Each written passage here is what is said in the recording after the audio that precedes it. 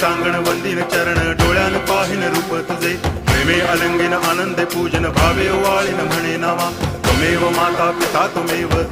बंधुश्च सखा त्वमेव विद्या करुणं त्वमेव सर्वं मम देव कायेन वाचा मनसेन्द्रियैर्वा बुद्ध्यात्मना वा प्रकृति स्वभावात् करोमि यद्यत् सकलं परस्मै नारायणायति समर्पयामि अच्युतं केशवं रामनारायणं कृष्णदामोदरं वासुदेवं हरि गिरिधरं माधवं गोपिकावल्लभं जानकीनायकं रामचन्द्रं भजे हरे राम राम